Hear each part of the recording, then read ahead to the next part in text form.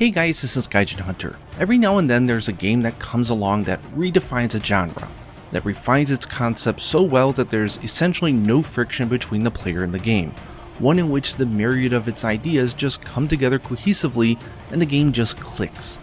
Games that you don't even need to have to be a fan of the genre to fall in love with. Generational masterpieces. Remnant 2 is such an incredible game that I lament that there was ever a reality in which I didn't not only hear about the game, but would have not have given it a try due to preconceived notions of the genre. I hope that I can pay it forward and articulate what makes this game so cool, and to introduce it to you, especially since the final DLC and free update is coming out later this month. You don't have to have played or even liked the first game to get into this one, you don't have to be hardcore into shooters, don't need to have online friends to play with, and while the game has lots of harder modes to have crazy fun with, the game is approachable for any level of player. It offers unparalleled fun and variety, and I'll try to explain how. I would best describe Remnant 2 as an infinitely replayable, build crafting focused action RPG shooter. I have struggled for months on how to organize everything in a way that I feel makes sense, but here's my best attempt. Before I go into the insane amount of customization and collection you can do as you play, let me literally set the stage. The story is similar to Dark Souls in that it doesn't shove too much down your throat, but there's a lot of depth if you want to know more. The basis is basically you need to save the world and you'll go on an adventure through several different dimensions on your path to the end. Remnant 2 is mainly comprised of 3 worlds: the lush forests and temple ruins of Yaisha,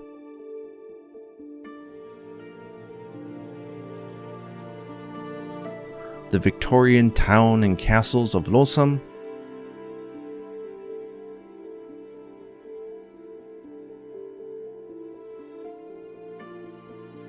and the space stations and hangars of Nerud.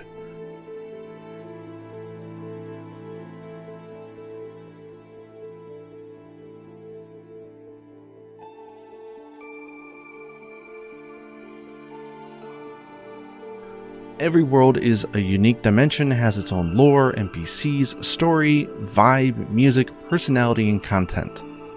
Let's take Losam for example. For this world they created 2 complete unique story campaigns, and a third if you get the DLC for this world. You can almost consider each world its own game. When you enter a world, it will select from one of the 3 different stories that you can play through.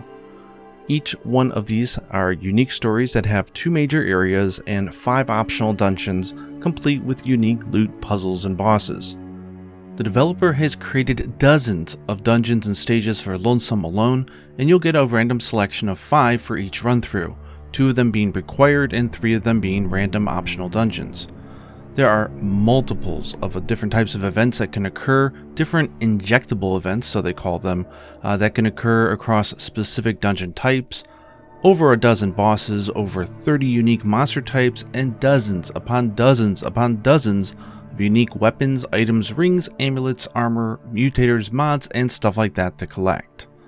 Not only this, but the layout of the maps also use procedural generation, ensuring that while major puzzles or locations remain basically the same, the layout of all the stages and what might occur is different every time you play.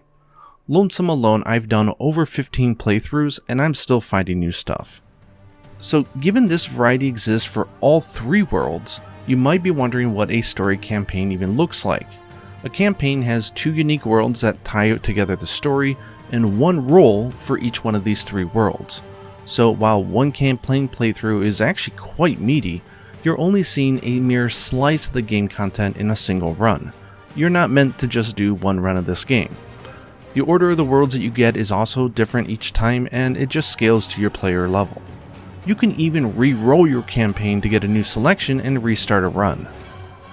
Due to the arcade-like replayability of the game, while you're at the hub location, you can temporarily depart from your story campaign to just do a single roll of a world, and that's called Adventure Mode. This allows you to just create instances of Lonesome, Nerud, or Yaisha to see new story content and collect new items. The game lets you choose difficulty settings for both your story campaign and Adventure Mode runs completely separately. The default difficulty is called Survivor, and make no mistake, this is the normal mode, and is not an easy mode. This game does not have an easy mode. As you level up, start to define your build and weapon loadouts, and come up with some kind of fun and busted ways to combine stuff, you can then do runs at higher difficulty, which is Veteran, Nightmare, and then the incredibly hard Apocalypse mode. If that wasn't already an incredible amount of replayability, the world bosses also have various alternative ways to kill them that will net different weapon rewards, and some items can only be gotten in a single story campaign, where you'll do one action or event in one world and take a key item to an NPC in another world. You can do runs solo or with up to 2 other players, which is a ton of fun, and lots of resources online, so you're not going to get lost, but there's always something new to get and always something meaningful in every run that you do. The thing that I cannot stress enough though is that each of the weapons, mods, skills, and accessories you can get in this game are not just stronger versions of another one. This isn't a loot shooter. Everything they've made is unique and has potential to be used to create a unique playstyle built around. In that regard, it's kinda Souls-like. Okay, so now that I've laid the foundation of where and what the adventure looks like, let's talk about the combat, which of course is the main draw for this game. Since this is an RPG, you do have your own character. Not a huge amount of avatar customization, but that's because this is a build-oriented game more than a glamour-focused one. When you start a game, you'll get to choose an archetype, which is basically a class system. As you progress, you'll quickly unlock the ability to equip a secondary archetype, and you'll be able to swap, unlock, mix and match, and level up all the archetypes as you play the game. Mixing and matching can lead to some really fun playstyles. An archetype has a class-defining passive ability called a prime perk, 4 passive perks that help further define the class, and a trait which is like an armored skill in Monster Hunter, and a skill that can be used on cooldown. You can of course unlock and customize and progress in each one of these as you go from level 1 to 10. And finally, an archetype comes with a trait. Think of these like armor skills in Monster Hunter, and there's one unique one for each archetype that you can unlock for use without using that class as long as you reach level 10, and dozens more to unlock as you play the game and do certain things in-game for completion or achievement-wise. The one for Challenger reduces the weight threshold for evade rolls for each level, so think of it like the light, medium, and heavy dodges in Dark Souls. Very useful, lets you use heavy stuff without losing your mobility. By end game, you'll have like 85 points that you can redistribute as you create builds, and have an additional 25 points from your primary and your sub-archetype. It's super flexible, and you can save your loadouts as well, and really just customize your playstyle to a particular way that you like to play, or a particular weapon or skill that you're trying to exploit. As a character, you basically have 4 different actions that you can do in this game. You can use your primary weapon, which is called your long gun, your secondary handgun, your melee weapon, or use a relic. Relic is like a healing flask in Soulsborne games, but there's a lot of them in the game, and they all do radically different things, further increasing build potential. At the start of each area in a map is a crystal that will act as a checkpoint, and touching it will automatically reload all your ammo reserves, relic usages, and just let you refresh. In this game, if you die, as the developer said, you don't lose anything, just some time and a little pride. The bosses in the game, when you kill them, drop items that can be exchanged for weapons or mods, which are special attacks that you can use on a weapon. And various alternate ways to kill bosses might give alternate drops. There's a whole system for weapon mods, which are like cooldown special attacks, and mutations, which are like passive skills that equip and augment the way that your weapon works. I'm going to skip over all the other customizable stuff because this video would just go on for too long, but I do want to note about the amulets and the rings. They have a whopping 144 rings that you can collect in the base game, and each DLC has 25 new rings to collect. Rings can be found as you adventure throughout each of the worlds as just random drops that appear in areas. These all offer really unique build-defining skills. Like one might make you bleed, but another one makes you get a huge attack buff if you are suffering from a status ailment. All sorts of synergistic rings are ones that simply buff your strong spots or cover your weaknesses either in your set or as a player, like extending your iframes for dodges and other quality of life. Think of an amulet like a bigger defining feature, like a talisman might be for Monster Hunter.